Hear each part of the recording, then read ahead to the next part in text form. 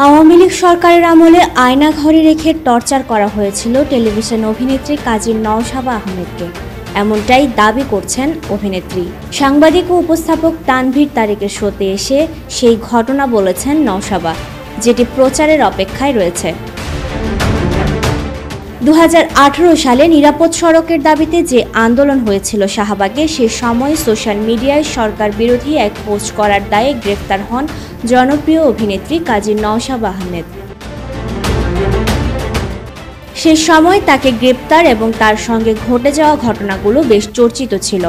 একজন উঠতি তারকার কেরিয়ারে ভাটা পড়ে, অতটুকু অন্তত সবাই নিজ চোখেই দেখেছে। কিন্তু তার ব্যক্তি জীবন, সামাজিক জীবন, এমনকি মানসিক শারীরিক অবস্থা কি হয়েছিল সে কথা কেউ জানেন না, কারণ এ নিয়ে পরে টু শব্দটিও করেননি এই অভিনেত্রী। নওশাবা জেল থেকে ফিরে চেষ্টা করেছেন নিজেকে আবারও মেলে ধরতে, কিন্তু তার মনে যে গভীর ক্ষত হয়েছিল 2018 সালে, সে কথা কাউকে না বলতে পেরে ভেতরে এক ভারী বোঝা নিয়ে বছরের পর বছর কাটিয়েছেন।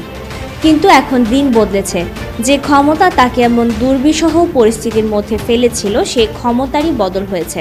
তাই হয়তো নওশাবা সাহস করতে পেরেছেন না বলা কথাগুলো বলার। তিনি বলেছেন, তানভীর তারেকের শোতে প্রচারের অপেক্ষায় থাকা সেই শোর একটি ছবি পোস্ট করে তানভীর তারেক লিখেছেন, 2018-তে প্রথম রুলিং পার্টির অন্যায়ের বিরুদ্ধে প্রতিবাদকারী শিল্পী হলেন অভিনেত্রী কাজী নওশাবা আহমেদ। এরপর আয়নাঘরে তাকে 21 দিনের নির্যাতন, অতঃপর রিহ্যাবে 6 মাস। নিজের মেয়েকে চিনতেই পারত না। সেই সময় থেকে একমাত্র কন্যাকে নিয়ে গত 6 বছরে 20 বারের ওপর বাসা বদলেছে। কেউ বাসা ভাড়া দিতে চাননি, সংসার ভেঙেছে, নিজের বাড়িতে জায়গা হয়নি, কারণ ভাই ও আত্মীয়রা নিরাপদ মনে করেননি। বন্ধুর নামে বাসা ভাড়া নিয়ে বোরকা পরে ঢুকতেন, কোনো আপোষ করেননি। অনেক রকম অফার এসেছে, মামলা করেছেন আগেই, যা এখনও চলমান। গল্পগুলো আসছে। বিনোদন ডেস্ক, মিডিয়া এক্সপ্রেস।